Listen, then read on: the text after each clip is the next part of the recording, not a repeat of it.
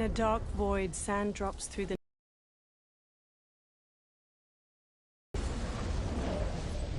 The last grain slows in the air, then bursts into cosmic light. The light pulses and myriad galaxy clusters resolve in an abyss. One galaxy spirals radiantly in the dark. Having liberated the hourglass and become keeper of time, my next task was to restart history.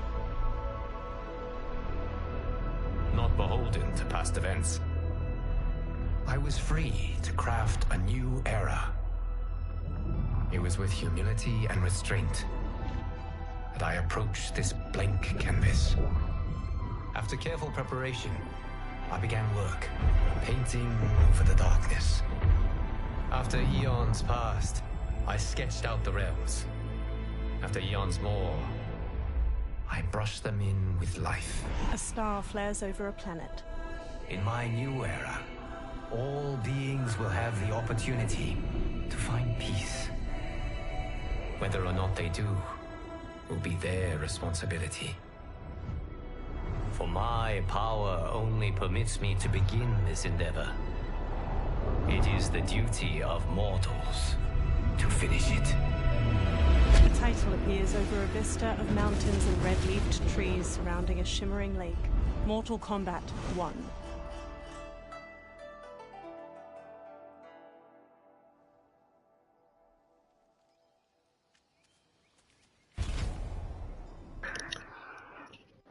Okay, hello and welcome to my first live stream of Mortal Kombat. Technically, this is my third live streaming this game.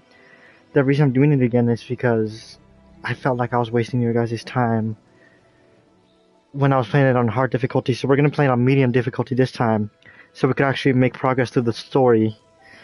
And I took down the stream, but last night I could not get past Rain. And I tried it off stream, and I just couldn't, so I'm playing this game on medium difficulty now. But I'm sorry for those of you who are already subscribed, because this will be my third attempt at doing the story. So, wish me luck this time, I guess. And yeah, medium difficulty, at least I won't waste your guys' time with me trying to fight over and over and over. So, let's go to chapter 1, because I was on chapter 4. That's how far I made it, and I just could not get past Rain.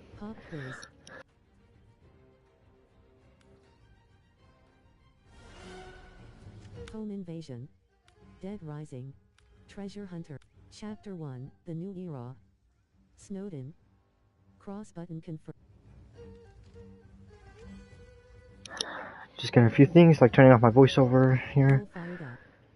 Cross button, where there's smoke, it takes a Chapter 15, Armageddon, Home Again, Oh. Credits, Chapter 1, The New Era. Here we go. It takes a village. Words appear. WB Games presents a NetherRealm Studios production. An old man stands in front of a caravan near a crowd. My friends, your patience is about to be rewarded. For I have saved the best for last. I have recently discovered a cure-all of unrivaled potency. It will soon be on the shelves in every home of Outworld. This elixir is crafted from an ancient recipe. Margovian nectar. Powdered teeth of an Arctican dragon. All this and more, infused with powerful Lycorian magic. There is a village. Oh, and feel free to type in chat. My PlayStation should be able to read it out to me, so. Navigate. In the next canton over, where everyone has purchased this miracle cure. Overnight, all diseases, even Tarkot, have disappeared. Now, magic this potent is expensive. And I am sure you're asking yourselves, can I afford it? But the true question you must ask is, can I afford to be without it? You lie, Shang Tsung. Your cures are useless. The crowd parts for a bald man as he strides to Shang Tsung, fists hanging at his sides. I'm sorry. You are Someone fool enough to have believed you! My daughter was dying when you came to my farm. You promised a miracle, and I gave you all I had. But only days later, she was dead. That is impossible. My magic could not have failed her. There was no magic! I took your elixir to an Imperial mage, and you know what she said? The bald man snatches a potion from him and throws it down. It's nothing! Just Bourgeois tea! The mage is mistaken, kind sir. My elixirs are of superior quality. Their efficacy is guaranteed. The bald man flings him to the ground. Shang Tsung raises his hands as the crowd closes in around him. Lightning flashes over Shang Tsung's caravan at night. Lamplight pours out from it. Shang Tsung emerges from a door in his caravan, a small case in one hand. He slowly takes a seat on the small wooden stairway leading from his caravan door. He opens the case, revealing a mirror inside. He squeezes his eyes shut, then reaches for his head. His long grey beard drops to the muddy ground. Shang Tsung regards his reflection, now younger, beardless, and with shorter hair. It is an excellent ruse, your disguise. A woman stands nearby. Backwater folk are far more likely to trust a kindly old man. Here on behalf of a dissatisfied customer. If it's revenge you want, have at it. If it's restitution, there's nothing left. What I want, Shang Tsung, is to elevate you, to make you the great sorcerer that now you can only pretend to be. A generous offer. Why me? You are uniquely resilient. Who else could eke out a living traveling Outworld's hinterlands, selling quack cures and fake magic? A living? It is barely survival. And you were meant for more. To live among kings, not peasants. But since before you were born, you have been conspired against by those who fear how formidable you could become. How do you know this? Who are you? I am your deliverer, Shang Tsung. Join me, and I will put the realms at your feet. Water streams down Shang Tsung's face as he meets the woman's glowing blue eyes. He smiles toothily. A title appears, Mortal Kombat 1. 3 men wearing sun hats plow a farm by various cottages. Power line towers hang crookedly near them. An ornate building sits on a mountain peak looming behind. This is a good harvest, Kung Lao. Yes. It is a blessing, Raiden. You would rather we starve? No, of course not. But we've worked these fields since we were kids. In 40 years, we'll still be here.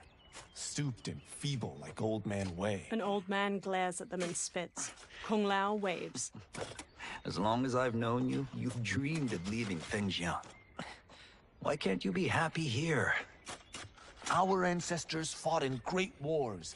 They died with honor and glory.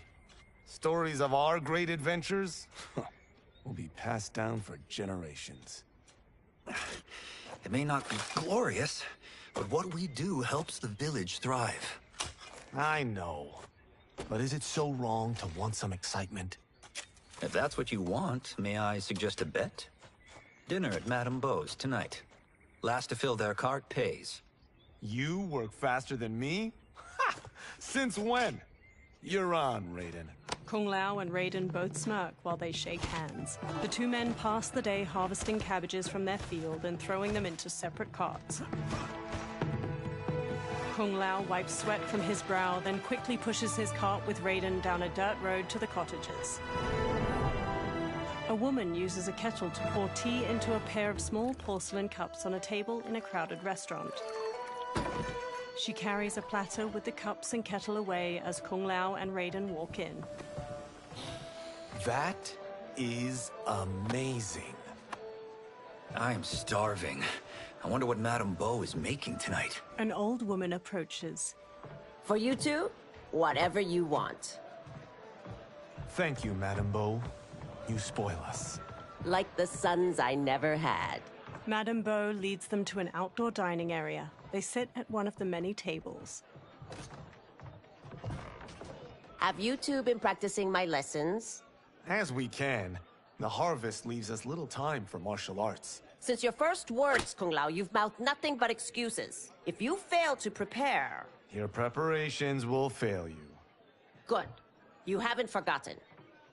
But we'll see if I make you anything special tonight.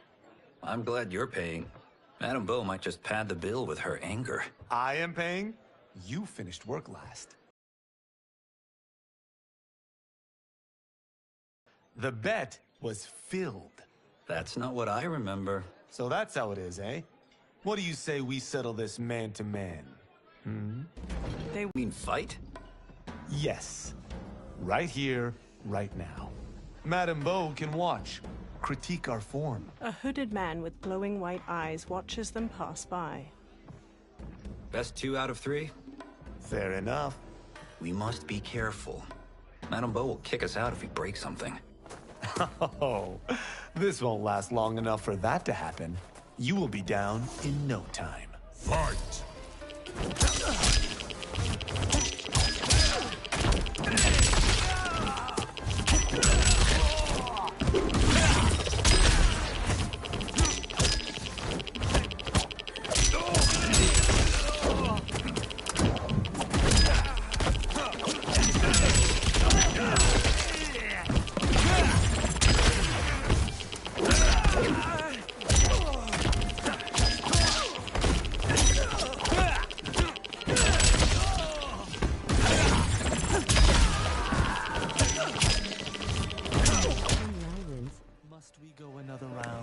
We both know how this ends. Fight!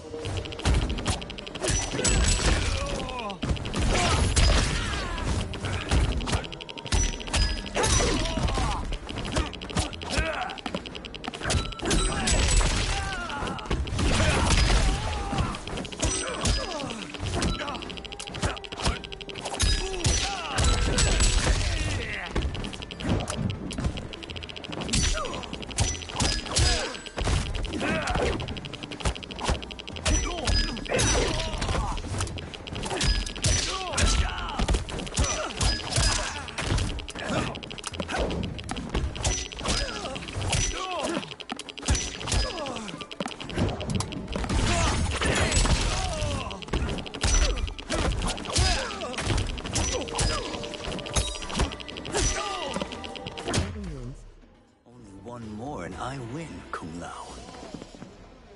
Fight!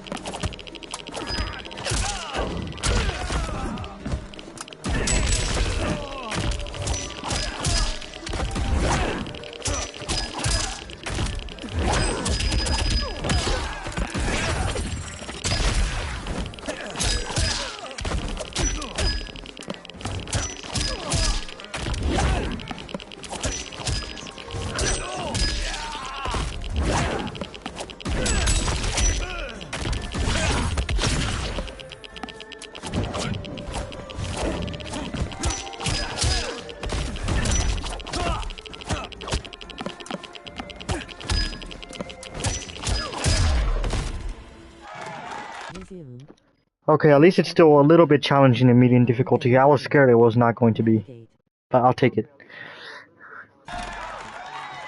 Kung Lao bows to the watching crowd while Raiden kneels. Kung Lao helps him up. You haven't beaten me yet. The day's coming, Kung Lao. Keep telling yourself that. A variety of plates and bowls with scraps of food in them sit on Kung Lao and Raiden's table. You were hungry. Oh.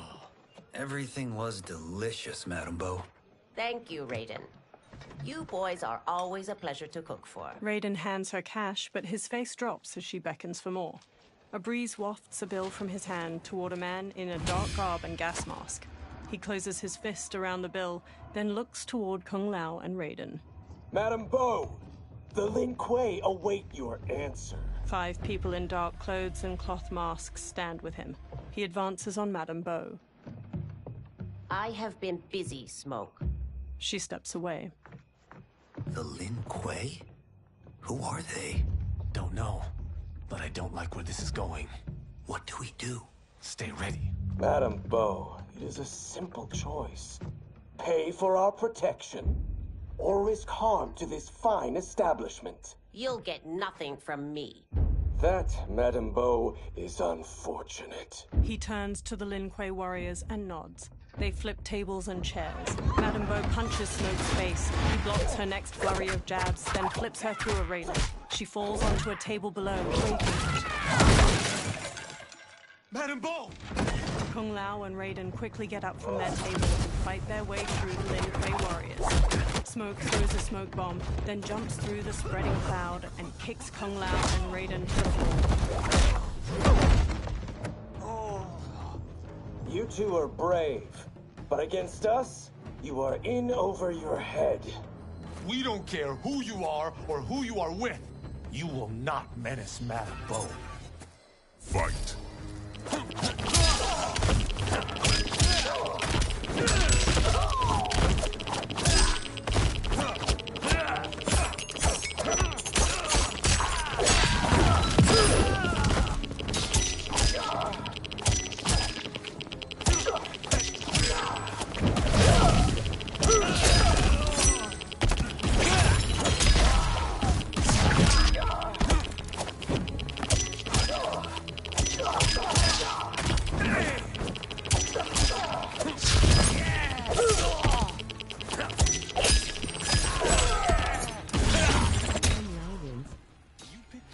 Person to extort, ruffian.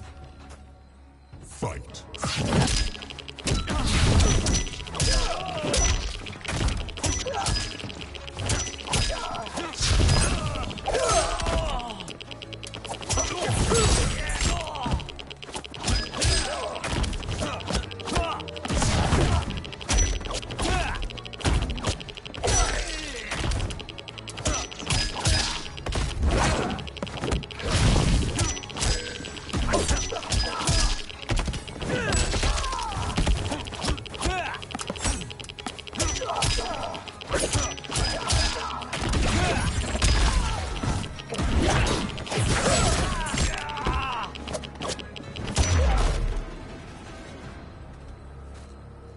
Now who's in over his head? Raiden punches a Lin Kuei, who stumbles back. Kung Lao grabs him, then drops him. This was you? Honestly, I'm surprised too. Come on, let's help Madame Bo. A figure in blue, Sub-Zero, watches from a rooftop. He throws a bolt of ice at their feet. A man in yellow, Scorpion, paces over while spinning a kunai-tipped rope dart. His upper arms are bare, showing a scorpion tattoo. Sub-Zero shoots another ice bolt. It strikes the railing behind them. How does he do that? I have no idea.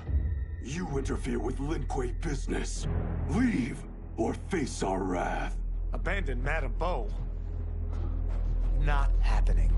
Sub-Zero leaps onto Raiden and tackles him down a stairway. Then the rope dart wraps around Kung Lao's leg. Scorpion pulls at him with it. He yanks Kung Lao to the floor and drags him closer. Kung Lao rolls to his feet, then jumps and spin kicks Scorpion's head. Want more? I have plenty. You should have fled when you could. Prepare to regret ever crossing the Lin Kuei. Fight!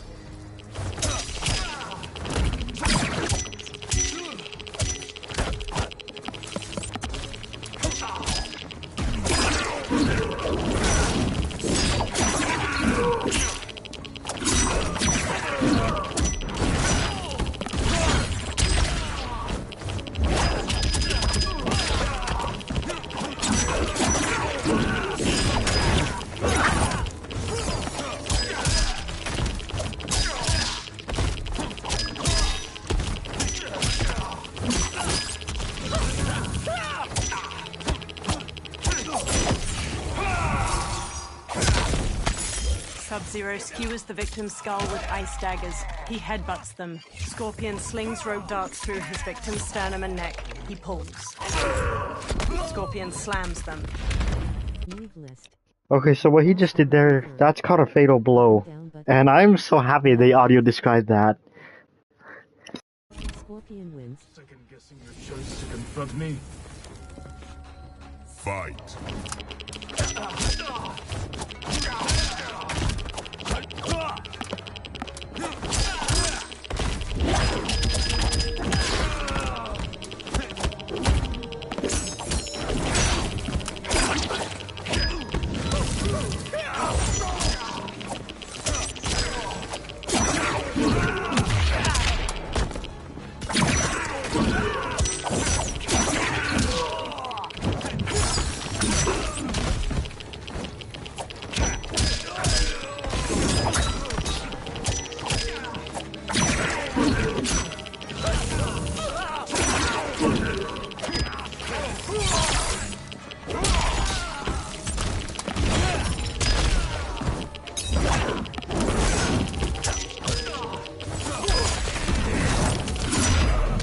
Scorpion departed the plundered tea house, Kung Lao could only marvel at his skill.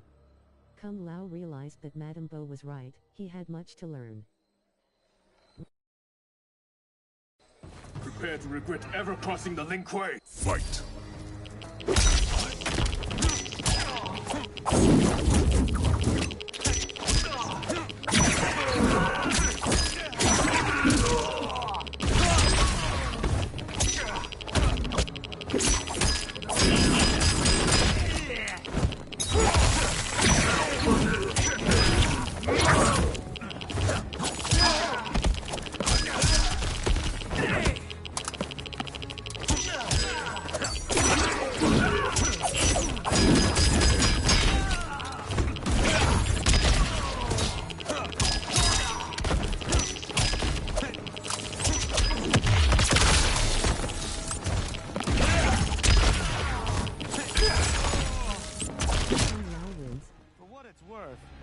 I'm not regretting this yet.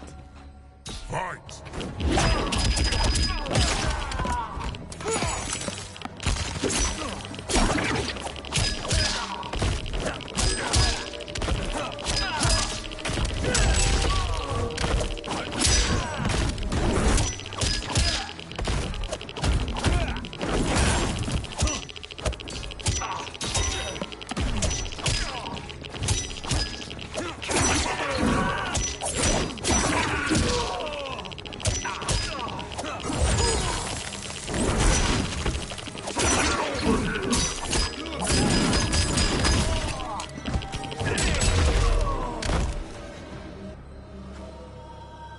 It is you who will regret crossing me. Kung Lao watches Sub-Zero kick Raiden into a pillar from the balcony. Raiden looks up, then climbs the pillar to the level above. Sub-Zero eyes him, then kicks two legs out from under a table, turning it into a ramp. He uses it to vault through the air and kick Raiden on the upper level. Raiden staggers into a bar counter where a man drinks. Raiden grabs a cleaver from a pig's head sitting on the bar and slings it at Sub-Zero. Sub-Zero weaves around the blade and Raiden slices off the cap of the man's liquor bottle. He pours it into a cup. Sub-Zero blasts ice at Raiden, freezing his hands to the bar. The man plucks a bit of the ice and drops it into his drink. Kung Lao throws his hat at Sub-Zero's head. It bounces off harmlessly. Smirking, Kung Lao shrugs. Incompetent. Kung Lao chucks a circular chakram decoration. It nicks Sub-Zero and plunges into a wall. Oh, that works. I have had enough of you. Then go, before I put you down like the rest of your Lin Kuei. You haven't a prayer against the Lin Kuei's Grand Master. Fight.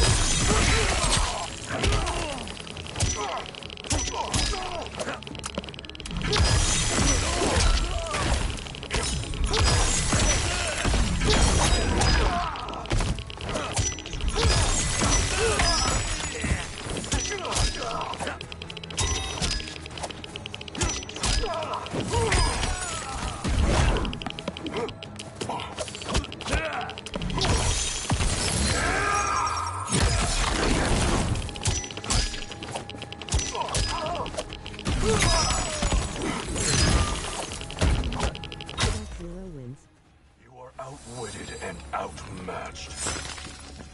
Fight.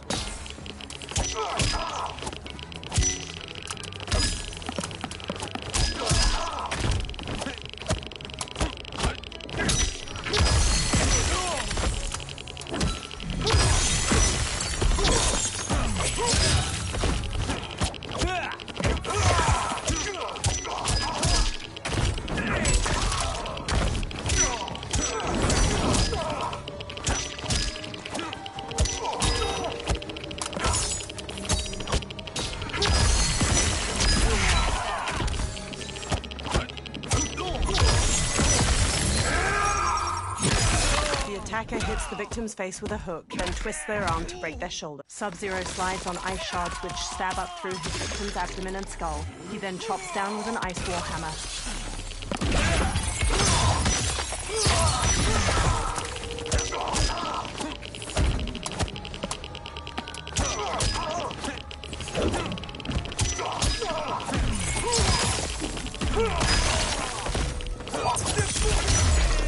After losing soundly to Sub-Zero, Kung Lao wondered whether he would ever achieve his dreams of glory.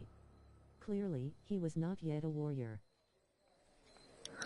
That was a little more challenging. Prayer against the Lin Kuei's Grand Master. Fight!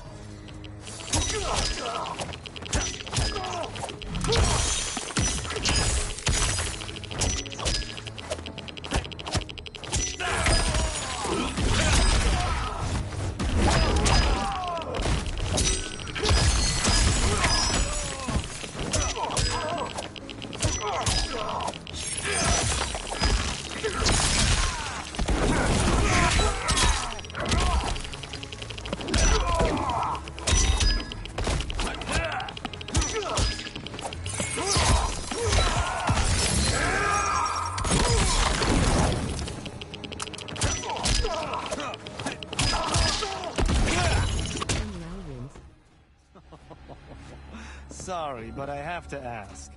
Can Fight. any of you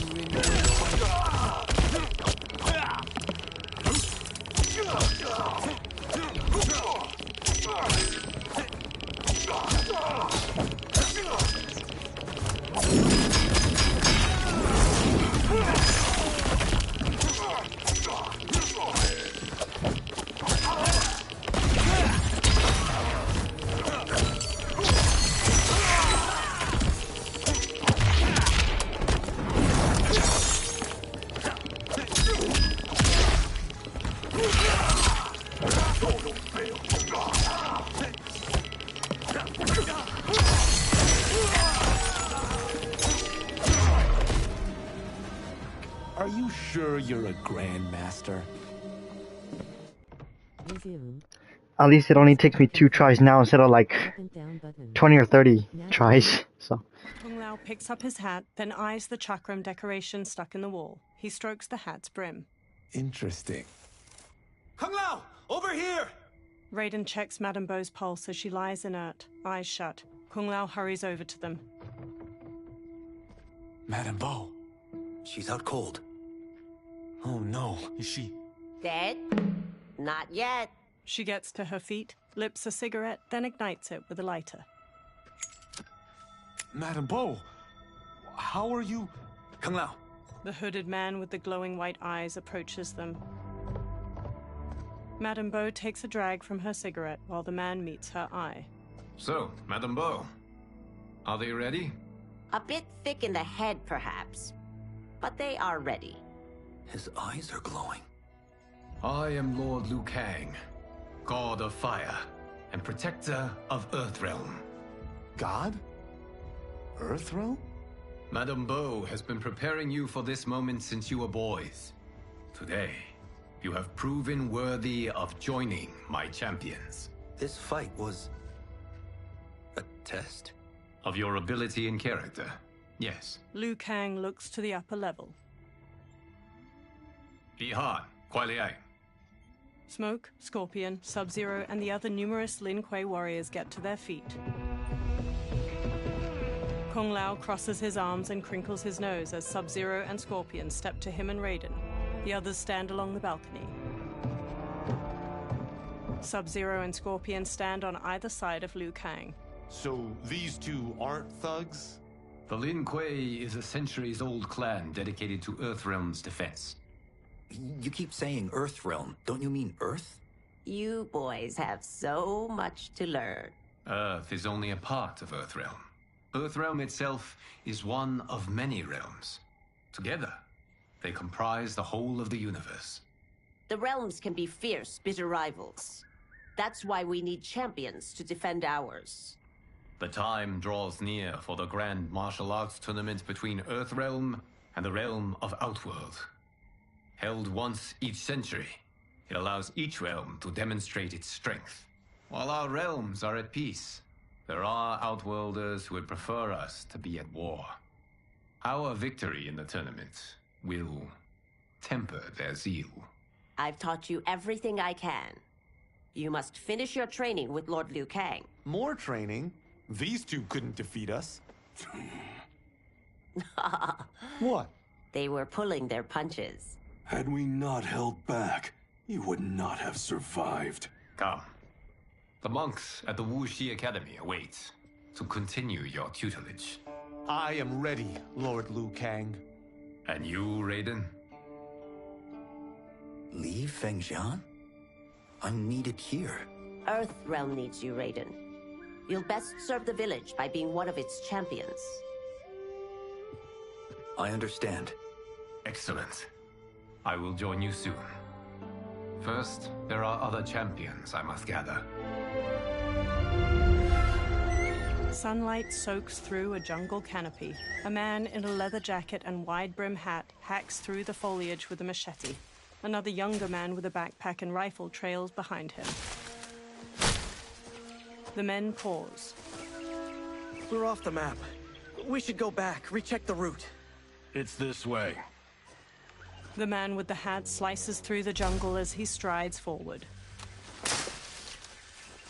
The pair slow to a stop and look out at a massive human skull carved into the front of a stone edifice, a large doorway at its mouth. The temple. The pair move along a ruined stone pathway leading to the temple entrance. They stop near a seated woman. Flies buzz around her. The man with the hat shines a flashlight in the woman's face, revealing her to be a corpse with various darts sticking from her. Rot partially covers her face and her glassy eyes gaze blankly out.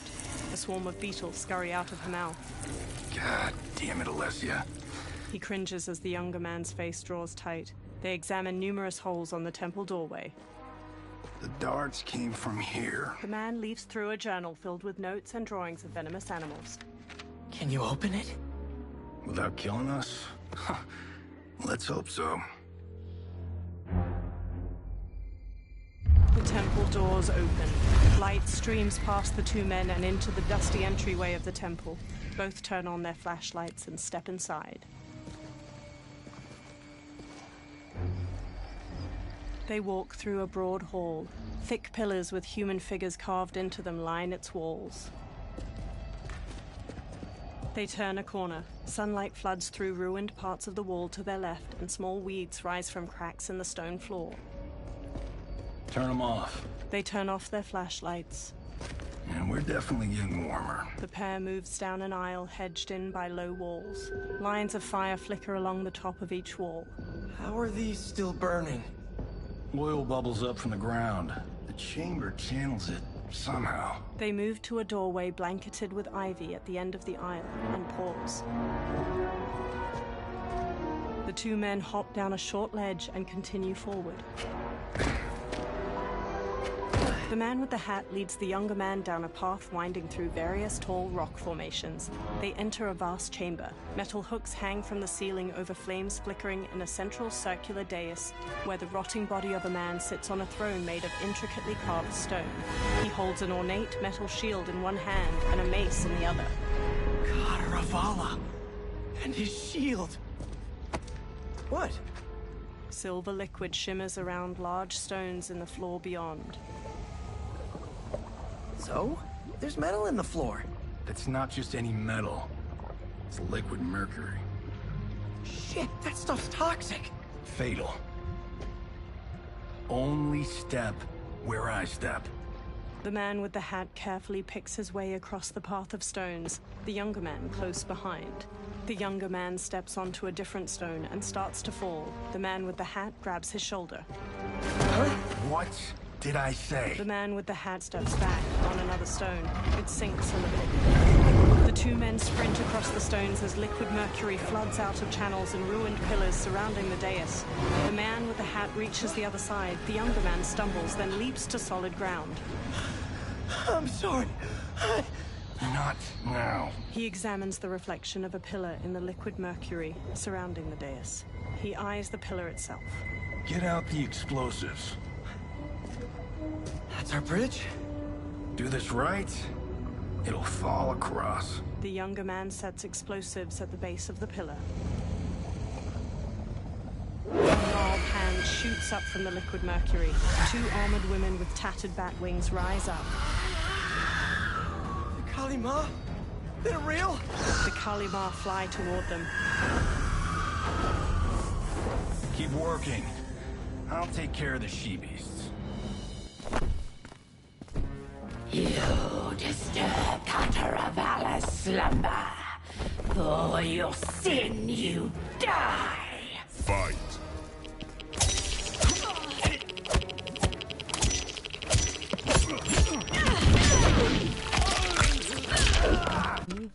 Hold on, let me look at Johnny Cage's move list. Knuckle under the buckle. Square button. Square button. Oh, Triangle button. that's what I was doing wrong. Data. Contracted kick. Square button. Square button. Circ. Break. Okay. Backhand. Right button. Plus. Square button. Enhanced ball buster. Ball buster. Left button. Down button. Square button. Move. Show off. Down button. Left button. Okay, I think I should be good here. Parries high, mid, and overhead attacks, not including jumping attacks. Move data.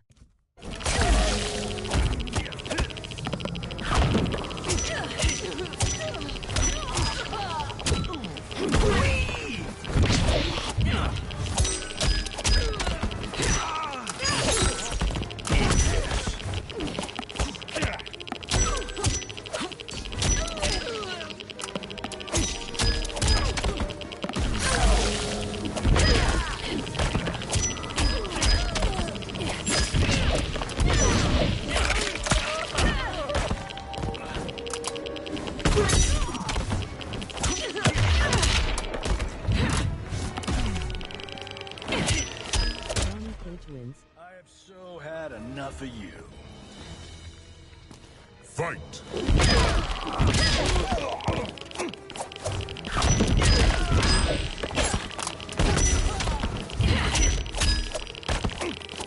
Load it up.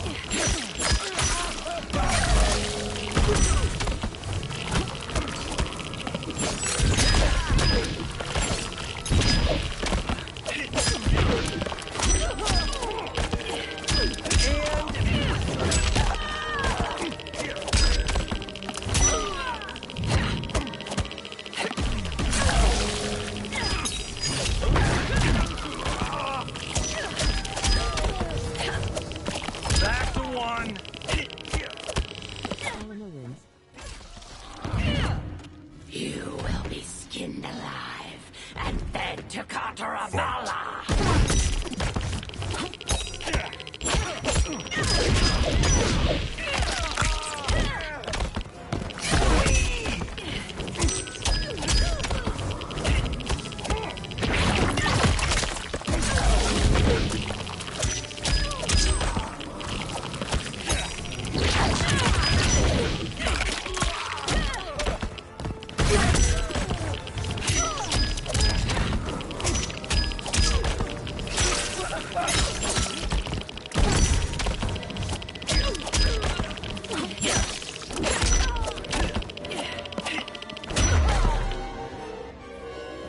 Got no time to die, crazy lady.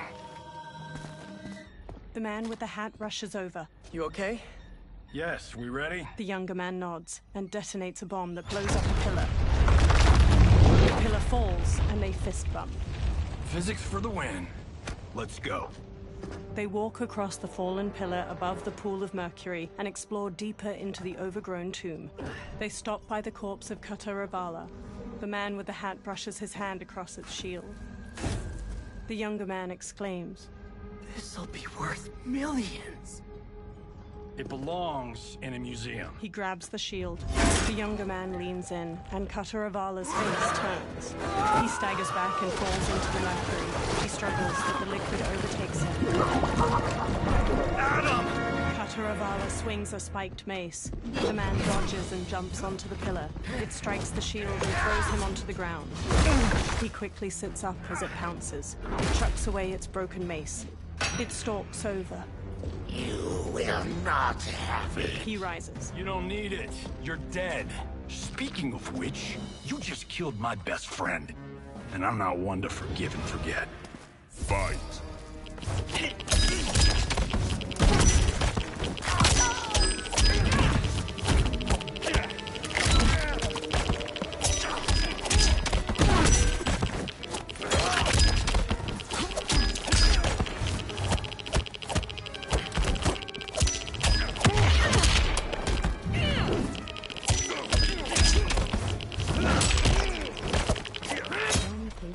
This one's for you, Adam. Fight.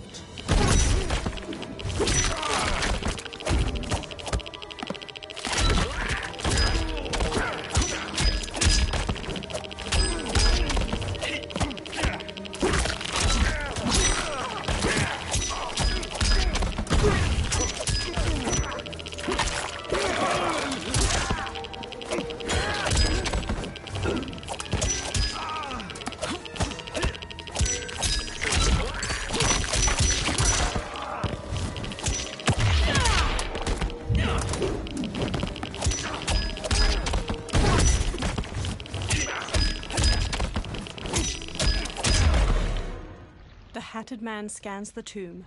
Now where's that shield? He sprints past Kataravala. I'm not yet defeated.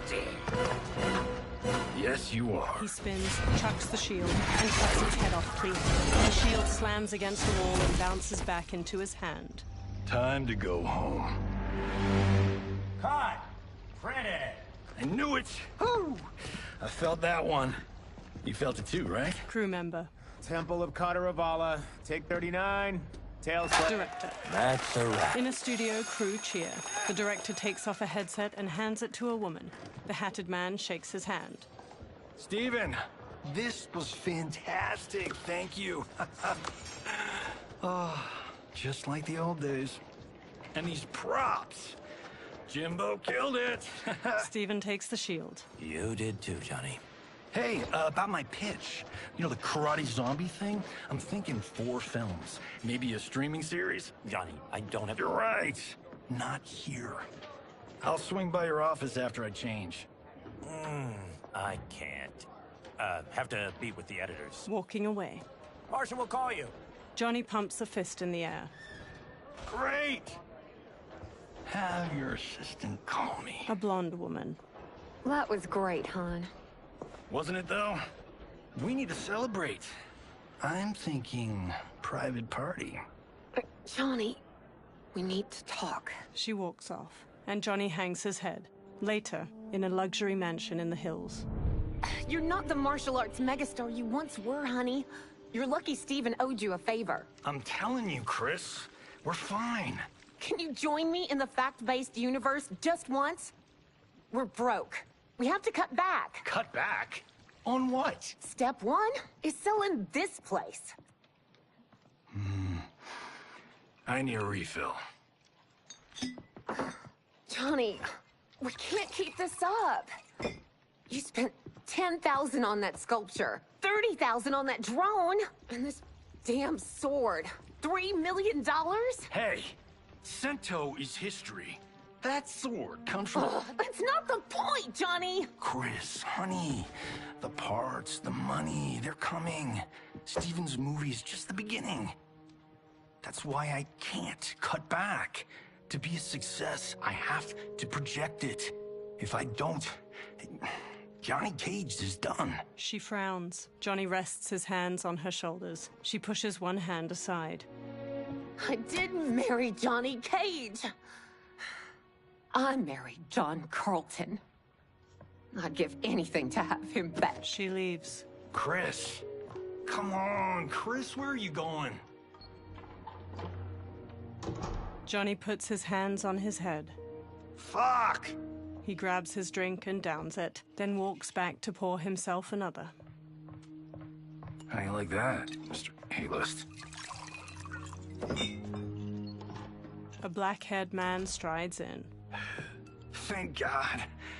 Oh, Chris, honey, Johnny turns and sees the stranger, who wears a sleek black suit and brandishes a long sword. Where's my wife? What did you... Your wife left. She's fine.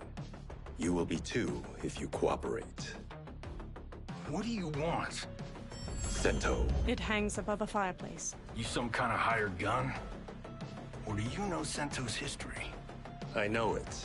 It's my family blade. They circle each other. No. No way you're Tyra clan. They've been dead for centuries. Not dead. Hiding.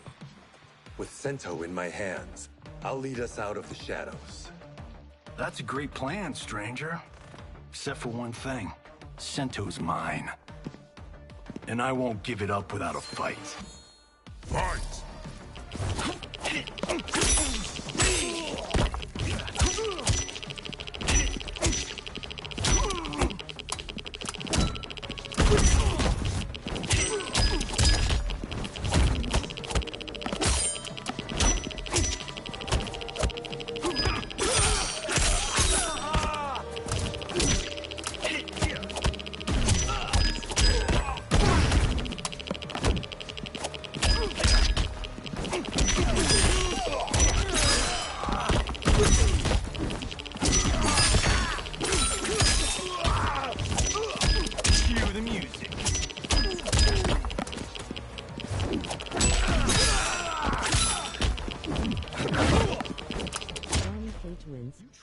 In the wrong house. I am the ultimate home security system. Stars don't lose.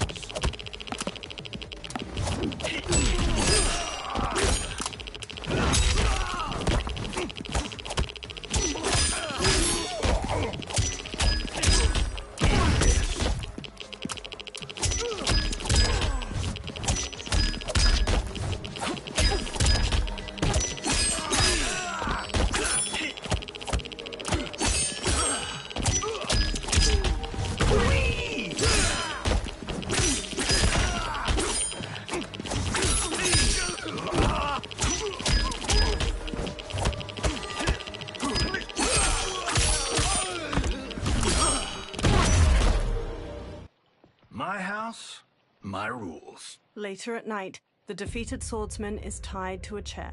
He rouses from unconsciousness, and Johnny sits across from him. So, you have a name or what? Kenshi Takahashi. Resume. Sorry to interrupt the story here, but how did Kenshi know where Johnny lives? Navigate.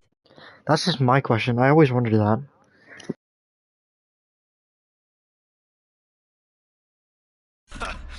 I knew you weren't Tyra clan. You know nothing, Cage.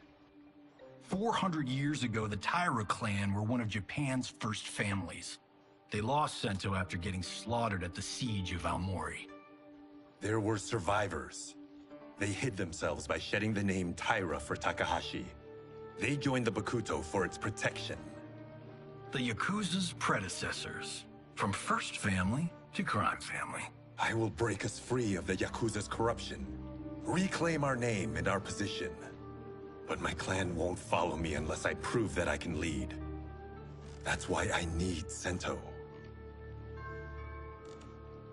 And that's Malibu's finest. He walks toward the door. It's a great story. Bullshit. But great. You should seriously consider becoming a screenwriter. Liu Kang, Scorpion, and Sub-Zero wait outside. What in the actual fuck? Good evening, Johnny Cage. I am... May we enter? Nothing's being shot here tonight. You sure you're in the right place? Yes. We come on a matter of grave importance. We must speak to you and your guest. What? Johnny narrows his eyes. How do you know about him? Because I am the god of fire. Chris, you vixen. Nicely done. Sure. Come right in. Glowing eyes are a nice touch. They approach Kenshi, who remains tied up beside an indoor pool. Kenshi Takahashi. A tragic figure with a noble cause. Your actions this evening do you no credit. Who are these people? You tell me. They're your scene partners. I also know of your struggles, Johnny Cage. I am here to offer you both a path forward. Dun, dun, dun. Oh, come on, guys, let's call this. Chris was a doll to set this up, but as pranks go, this one's a bit obvious. This is no prank. Bihan, Kuai Liang, if you please. The blue-robed Sub-Zero starts to untie Kenshi. All right. I'll play my part in this martial arts LARP.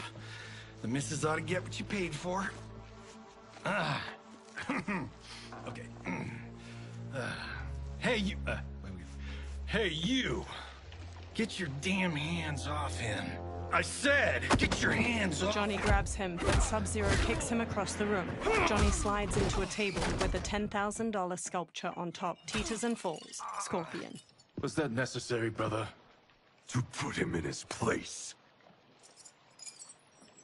That was a Hichuli. One of a kind. He stands. All right, I don't care if this is a damn prank. You crossed the line. Fight.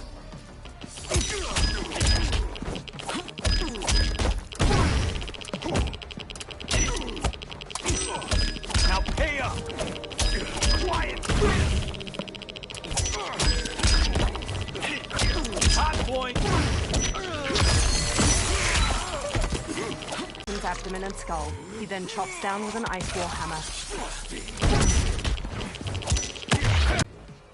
Fight. That's a wrap. Cue the music.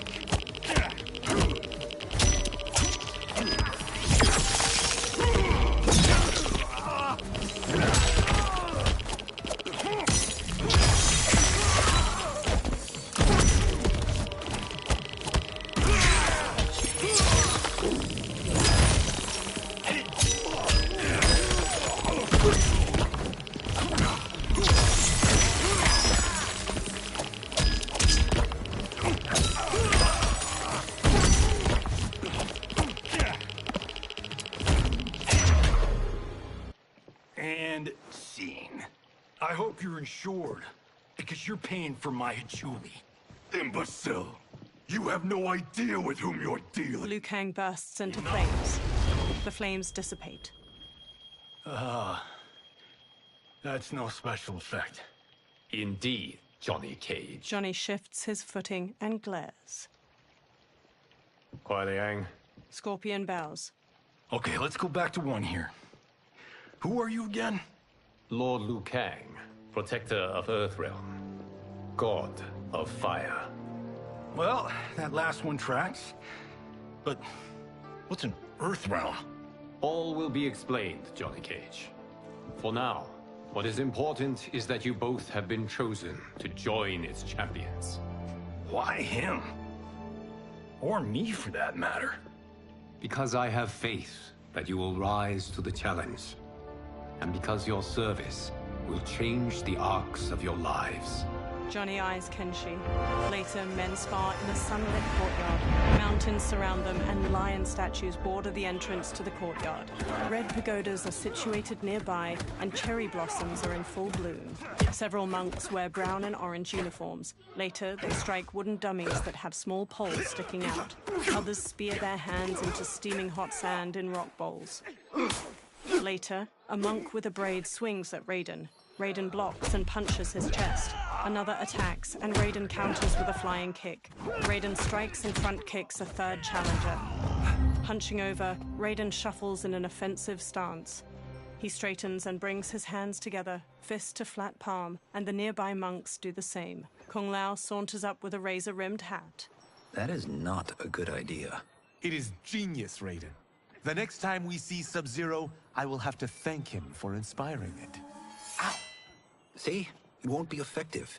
Kung Lao throws the hat like a flying disc. It slices a target and flies back. He catches it by twirling a finger inside it. Maybe it's too effective. Johnny walks up. We just need to get on with it. I've been cooped up here for months. I can't base a cinematic universe on Outworld's monsters and magic if I don't ever see them. Kenshi joins. That's why you're here? Liu Kang said this gig would change the arc of my life. That's how it gets done. My ex will rue the day she gave up on me. So selfless. Oh, please, Tattoo. You're just here to get your sword back. We all have our reasons for being here. Some better than others. But we are not here to fight among ourselves. We are here to fight for Earthrealm. It's about damn time. Liu Kang steps out. And today, one of you will be chosen to fight for it at the tournament. Only one of us, Lord Liu Kang? Isn't Outworld fielding several champions? The tournament's rules give the host realm that advantage. And it is Outworld's turn as host. You know, I don't know why I've never asked this, but, what's our record at this tournament? Earthrealm and Outworld have long been evenly matched. But Outworld is gaining strength. Should it win, its more militant factions will be emboldened. I thought you admired Outworld. It is a place of great knowledge, wealth, and beauty. But our realms do not share goals and beliefs. We coexist peacefully, because Outworld respects our strength. Should we show weakness, our rival will become our enemy. I will not lose, Lord Liu Kang. First, you must win the right to represent us. Whichever one of you outlasts the others will be chosen. He sits on a chair in the middle of the courtyard, and every man except the four kneel. Raiden, step forward. Raiden bows. Good call. Call the weak first. You shall face him, Johnny Cage. Ready for your close-up? All right, let's do this. But remember, farm boy, I'm a global martial arts icon. I don't think you can handle this much boom. Liu Kang rolls his eyes. I am ready, Johnny Cage. My mind and spirit fight as one. Fight!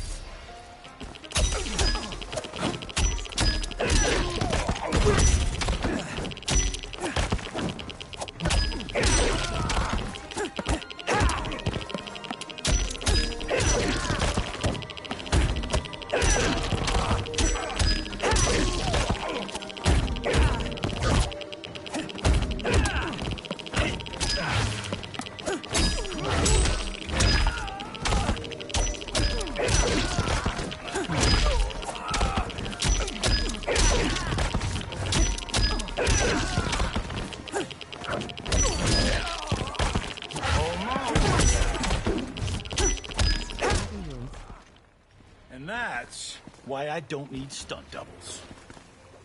Fight!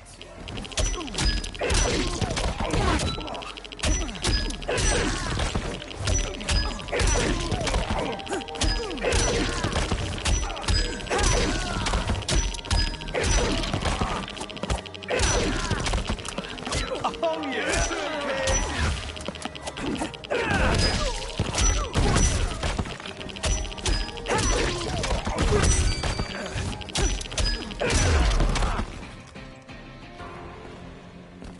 This fight was an honor. Raiden helps Johnny up by the hand. You're welcome. Kenshi Takahashi, you are next. Kenshi steps toward Raiden, his sword in hand. He shoots a hard look at Johnny as they walk past each other. You have skills, Raiden, but you're inexperienced. Whatever experience I lack, I make up for in heart. It's nerve, not heart, that wins fights. I should know. I've been in hundreds of them. Fight!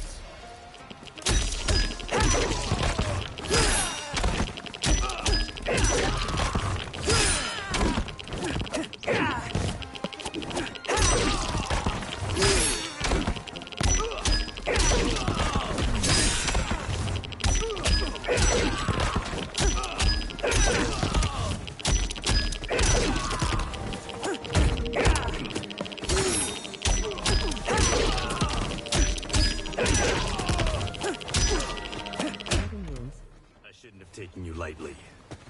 I won't do it again. Fight!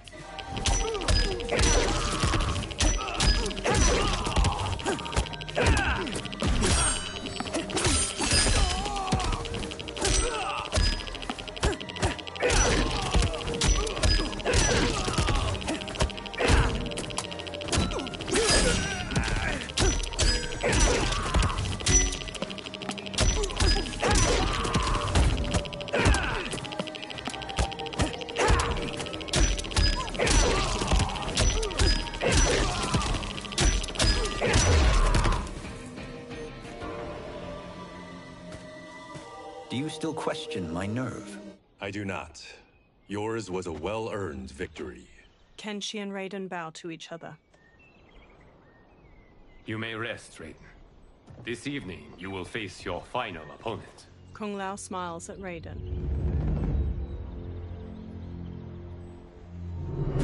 That night, Liu Kang sits on a chair among the other monks. Raiden and Kung Lao kneel facing each other, then get to their feet in unison. $50 says Kung Lao wins. Make it interesting. Bet me cento. Not on your life. Liu Kang stands. Raiden, Kung Lao. The winner of this match will represent Earthrealm against Outworld. It is a grave duty, not to be undertaken lightly. You may step back now and suffer no dishonor. I choose to fight, Lord Liu Kang. As do I. Then may the best person win. Liu Kang bows to each of them in turn, then returns to his chair. Kung Lao grins at Raiden. Concede, Raiden. You have never beaten me. That won't change today. No. If the monks have taught us one thing, it's that the only constant in the universe is change. Fight!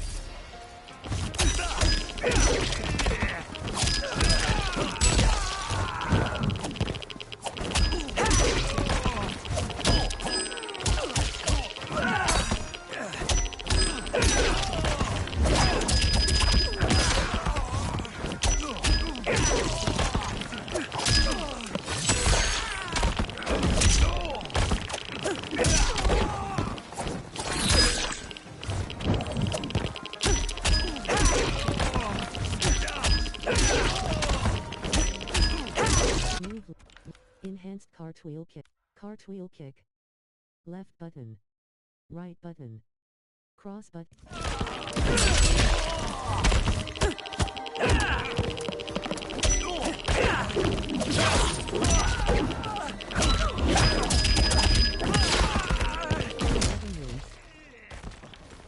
That was pure luck, Raiden. Like lightning, fight! You won't strike twice.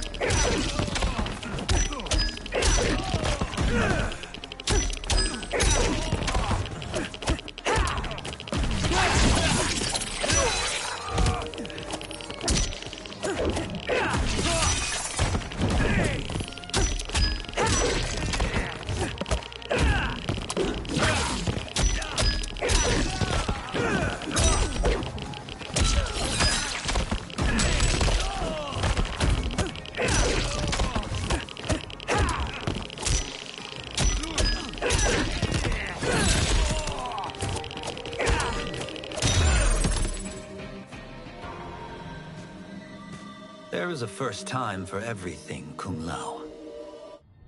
Raiden helps Kung Lao up. Although you have all trained well, Raiden has excelled. This outcome does not surprise me. Kung Lao hangs his head. How could I have He gathers himself. Congratulations, Raiden. For the tournament, you will need this. Raiden takes a small metallic amulet with a dragon symbol glowing on its surface from Liu Kang. Electricity crackles from it onto his palm. Forged by the Elder Gods, it gives the wearer power over lightning and thunder.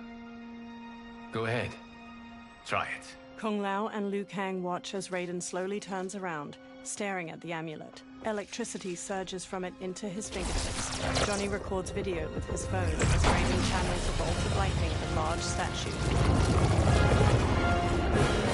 Holy Ark of the Covenant! Raiden stops. It is incredible. But is it necessary? In addition to possessing great might, the Outworlders you will face also wield great magic. The amulet levels the playing field. You must be careful, Raiden. You could get hurt, even killed. No tournament participant has ever been grievously injured or killed. I would never send my champions unwittingly into mortal combat. We leave in 7 days for Outworld's capital, Sundo.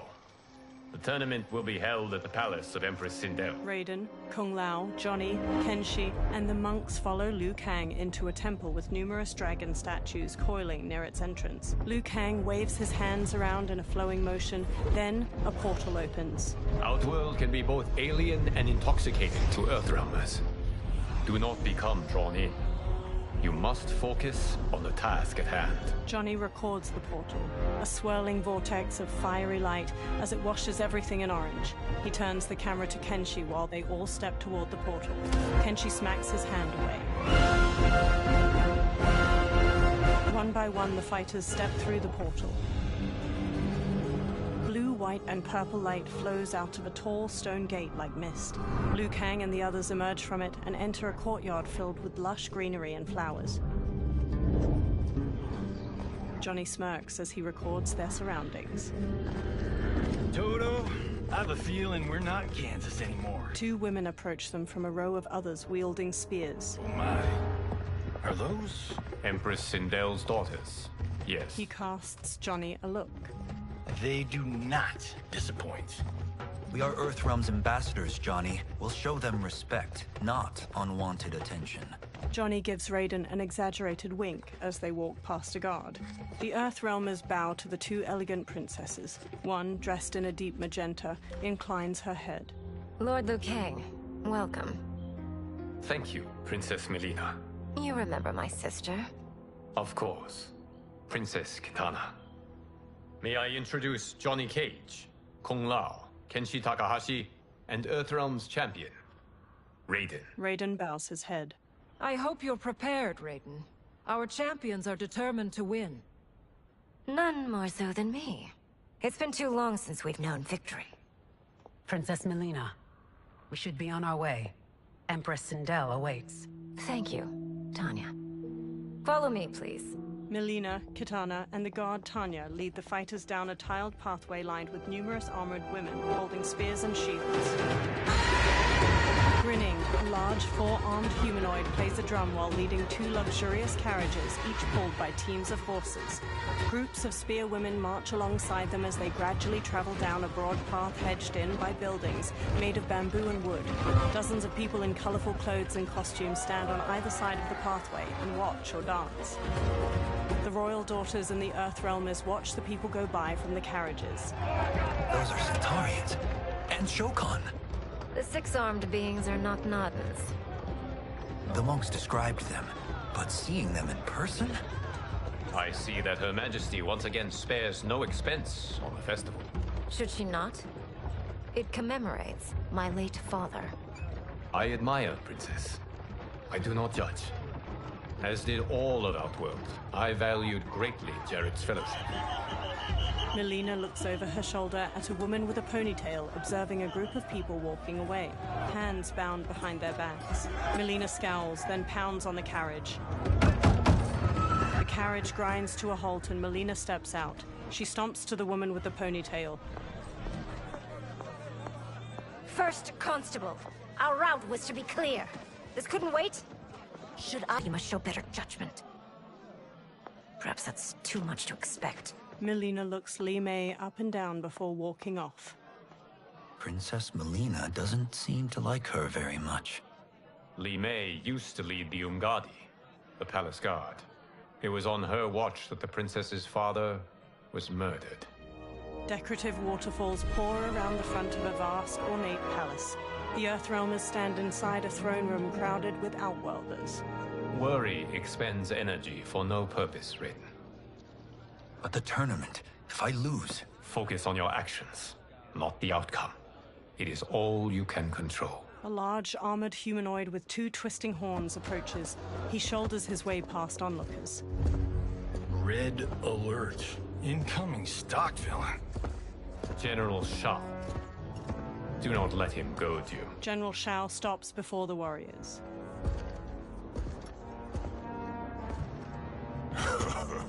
Is it me, or is Earthrealm's champion scrawnier than usual?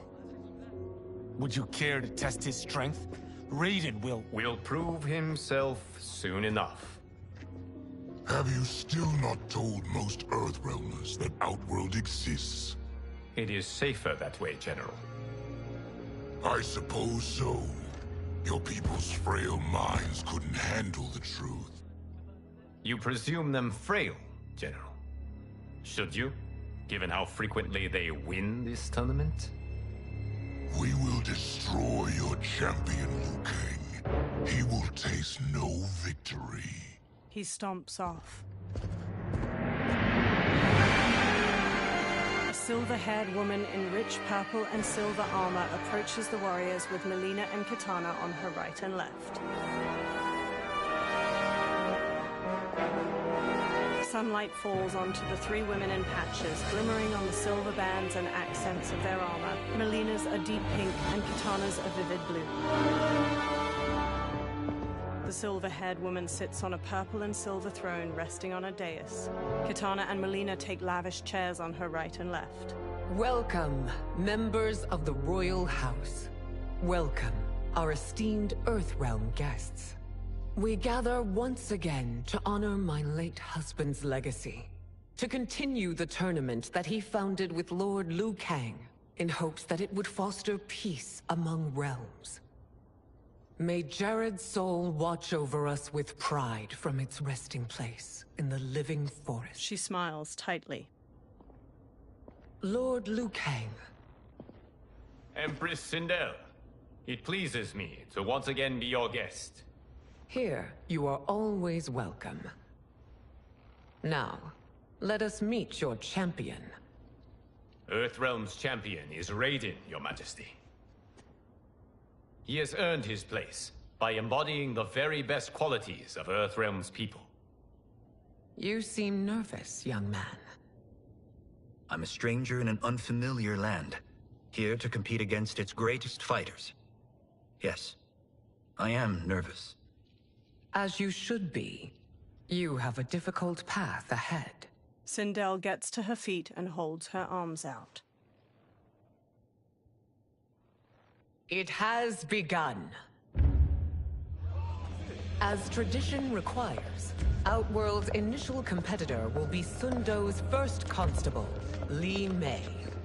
May she defend our realm's glory, as well as she preserves our capital's order. Li Mei steps to the dais.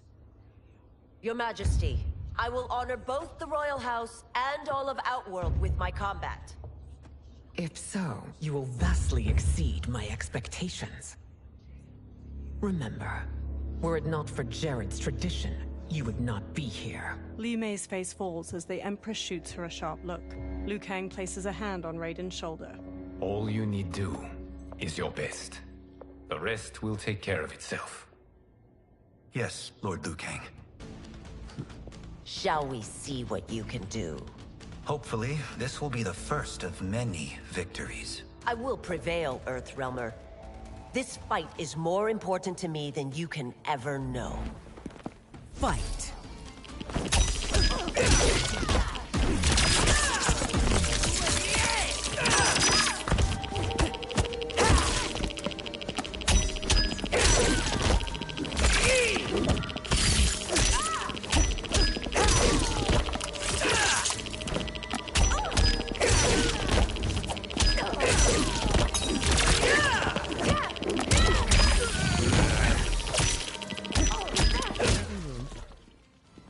admit it.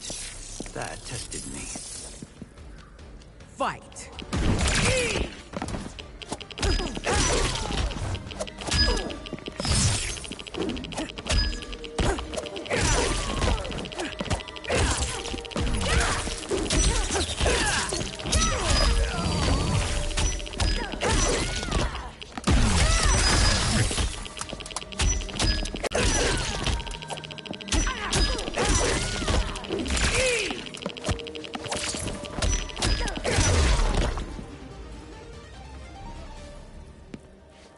Thank you for the match, First Constable.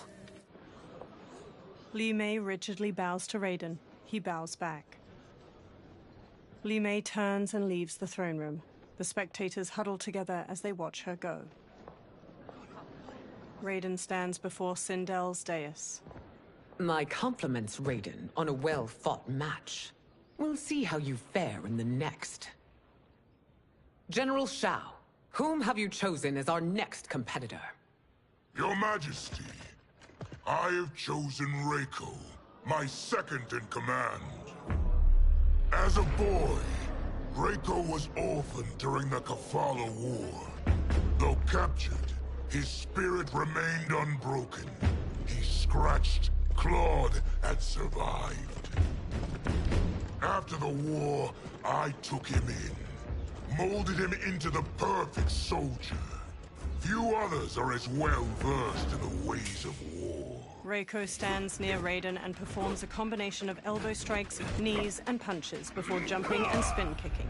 He glowers at Raiden. In whose army have you served? In what wars have you fought? I have done neither. Then you are woefully unprepared, Earthrealmer. This will be your last battlefield. Fight!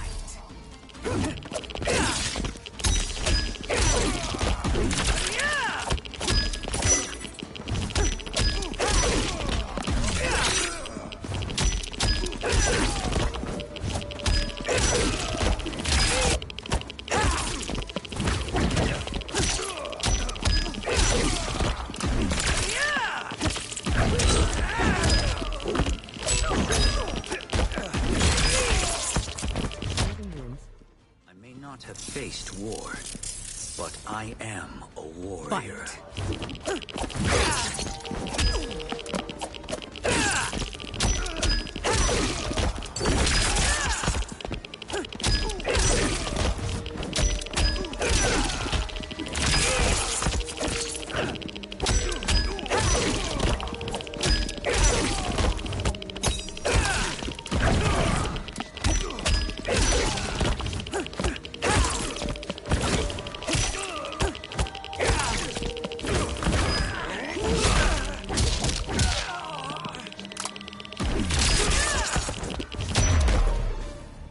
Raiden lowers his hands.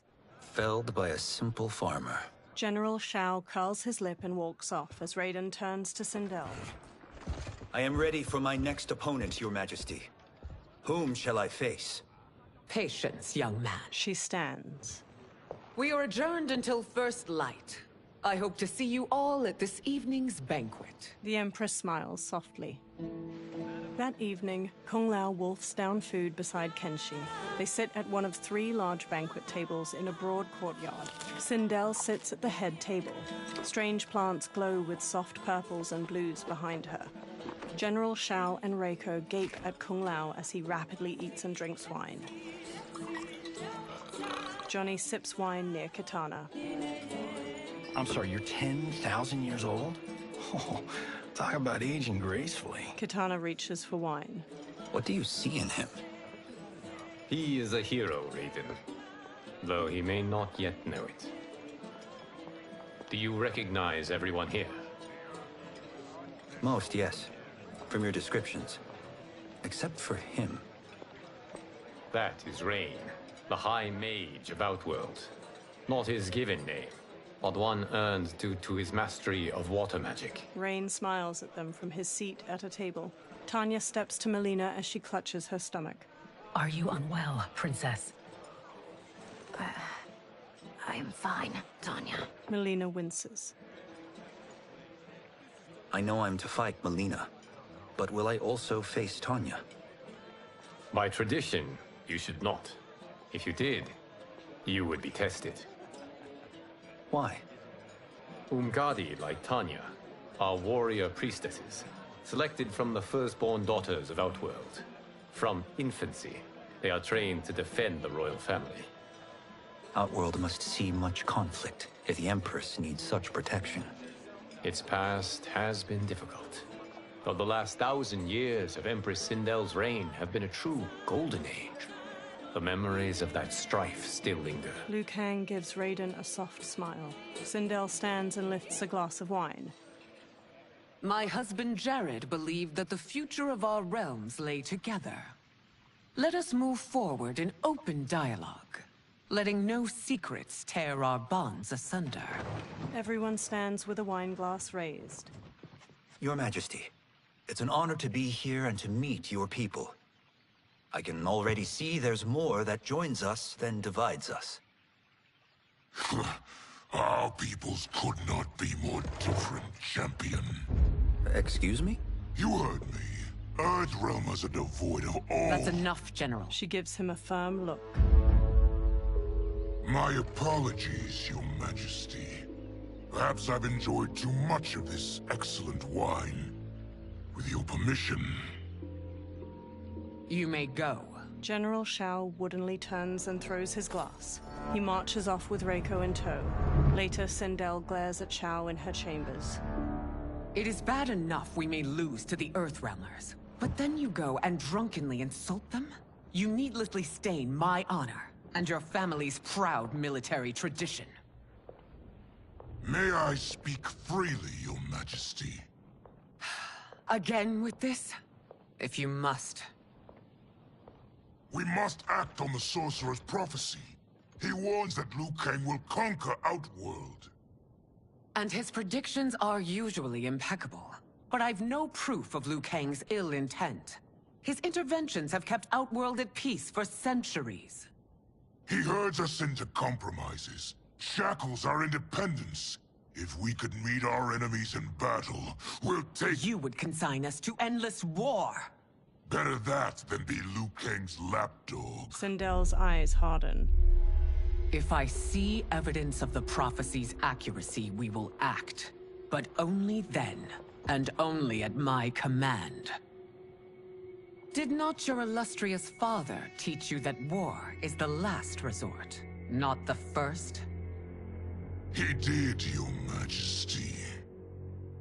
Do not forget that, General. She glares at him, face to face.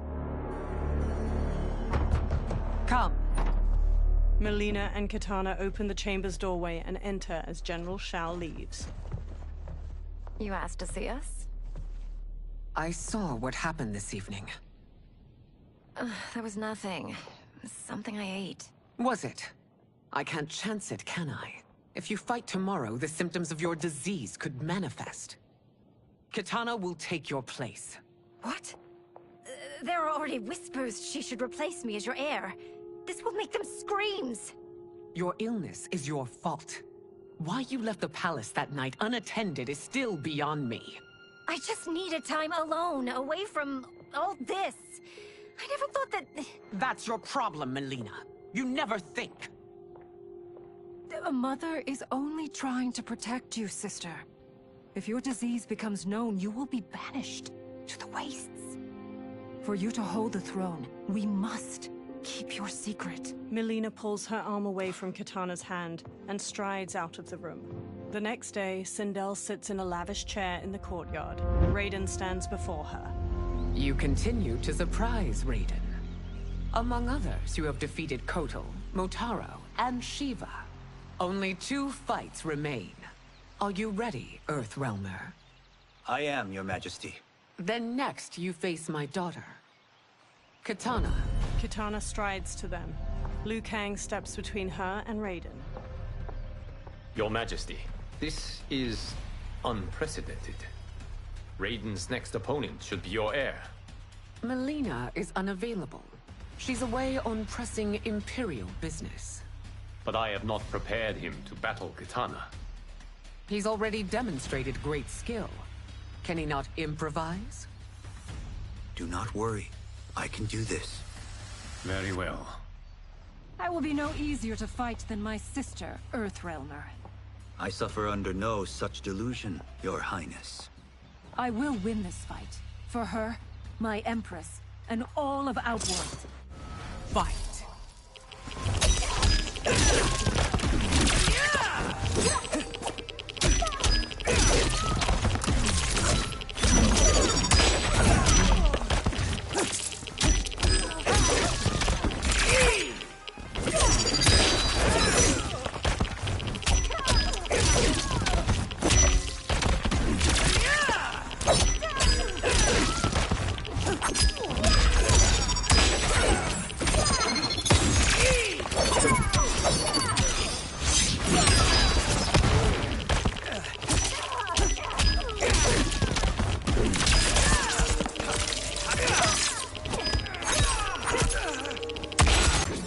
You are truly formidable. Fight!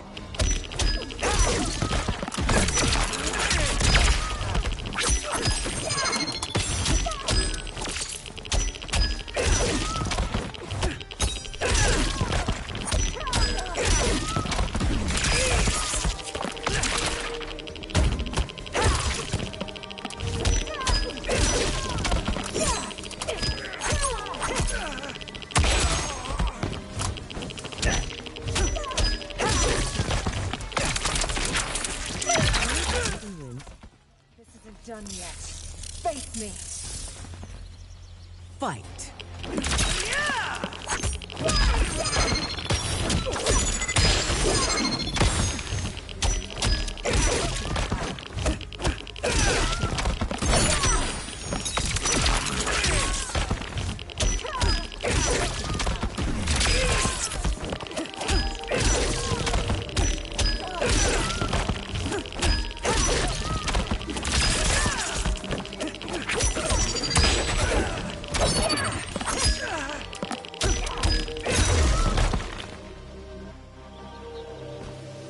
You fight well, Princess. Kitana stands. As do you, Earthrealmer. Surprisingly so. I hope we meet again. Under different circumstances. He beams at her. It's time for the final match. It's a testament to your abilities that you've made it thus far. But now you must face General Shao. General Shao approaches. Victor of the Tavarian War. Conqueror of the Quatan Plains. Defender of the Navala Coast. As has his family for generations, General Shao defends us with zeal and tenacity. All of Outworld is grateful for his service. That's a notable list of accomplishments, General. It is a mere fraction of them. A full recitation would take days. Fight!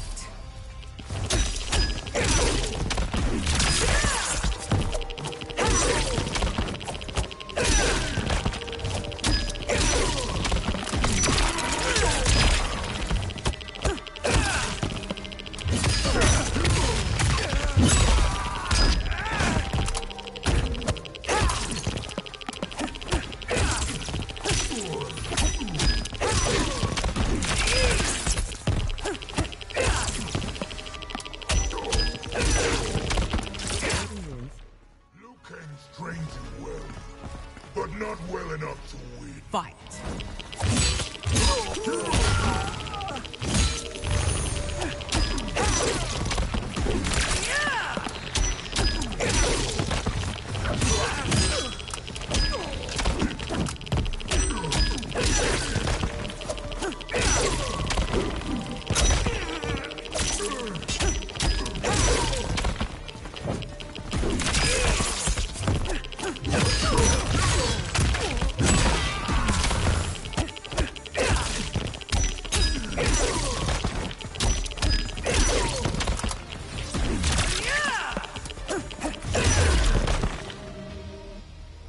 It's over. I have done it. Sindel stands. Congratulations, Raiden. Alright, I'm gonna leave it off here. I decided to end it where Raiden won the tournament, so But this was fun. At least this was way better than my last few live streams, which I took down, by the way, where it would take me like 30 minutes just to beat one opponent because I was playing on a hard difficulty. So, yeah, medium difficulty was the better option for me. So, anyways, I hope I could stream again soon. So, see ya.